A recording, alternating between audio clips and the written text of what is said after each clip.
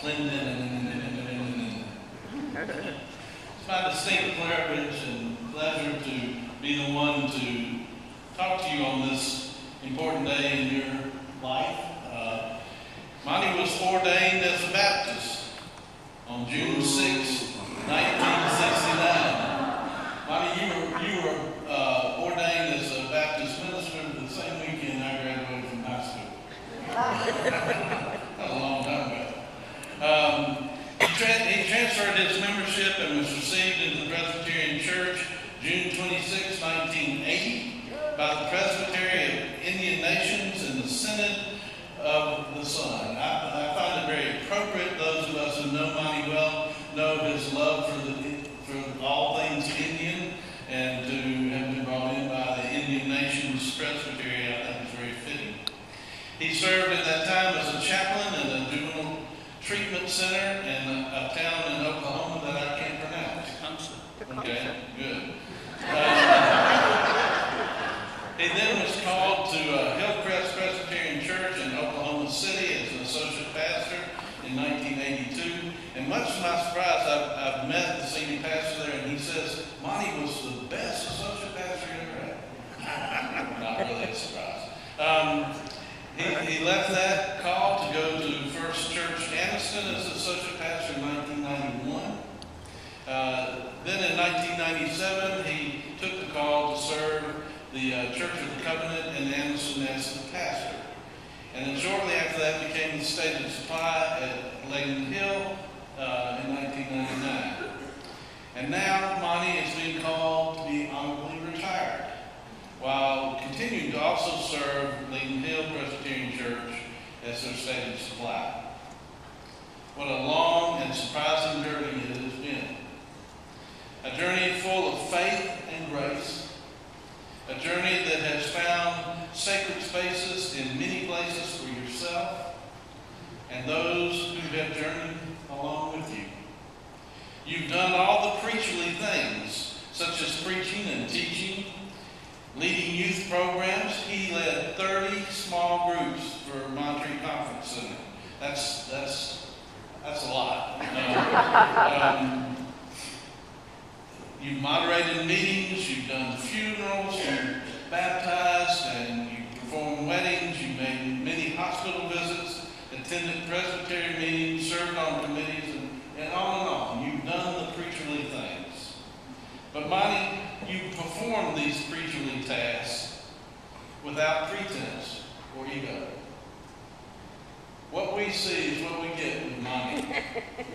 You serve with passion that is visible to others, thus encouraging others to follow their own passions. Because of your journey, many have been gently and compassionately strengthened in their faith and supported in their service of God. It's hard to sum up in a paragraph or so one's career, but your ministry has certainly been uniquely Monty. And we thank you for a job well done. Thank you.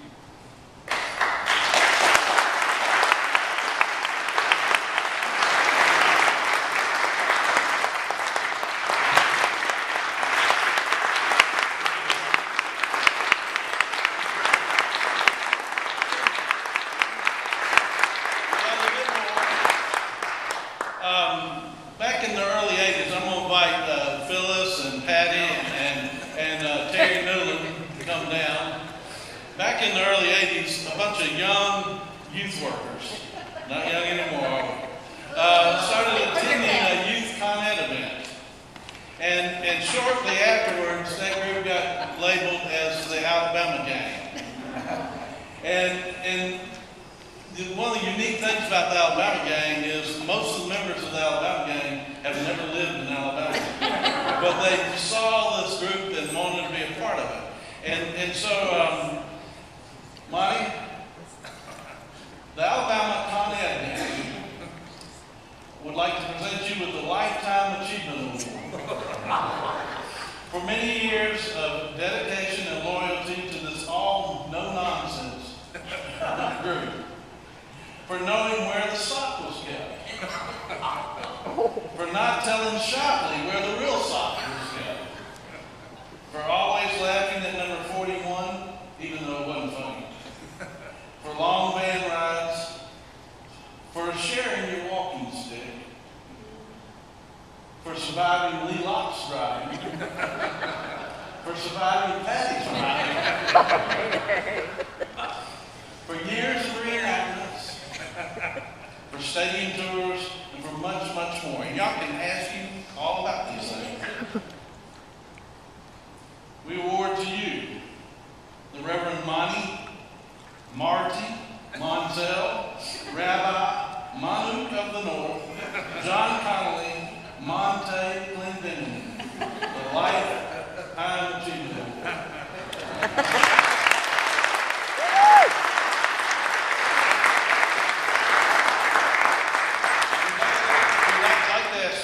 Patty, pray.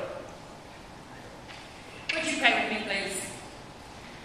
Loving God, look with favor on your servant Monty on this special day when we acknowledge and celebrate his life of ministry and his beginning of a new and exciting step on his journey.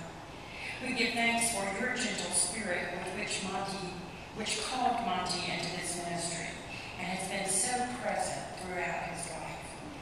We thank you for the ways in which Monty has served you, for his passion about things great and small, for his gentle humor, for his honoring of the sacredness of all life, and especially for the ways in which he has always reached out to the least of these among us. All of our times are in your hands, loving God, so bless Monty now in this new season of his life and this new chapter of his calling. Let the years ahead be full and fruitful for Monty and Delana. Give him eyes to see the places and the people to whom you might be calling them. Give him ears to listen to others with the luxury of time. Give him hands that create for the simple joy of creating, and a heart made new for the journey ahead. You have called all of us by name, and you love us, God, with a love that will not let us go, no matter what. We thank you for that promise, and especially this day, we thank you for the gift that is our brother Monty.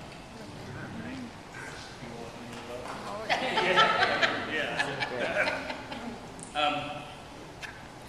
I guess everything that Robert said is true, but I prefer to introduce myself to a group in a different way. I was kicked out of the Boy Scouts for smoking unfiltered Camel cigarettes and kissing on Leona, the farmer's daughter who lived across the street from the scout hut. Spent 5 years in juvenile institution. Spent a year in federal prison in Fort Worth. Was kicked out of the Baptist church. Ran into Terry Doolin and John Jenkins at a face-to-face in Nashville in the Wooger Jigga Ginger Ale. 3 o'clock in the morning, we were asked to leave the motel.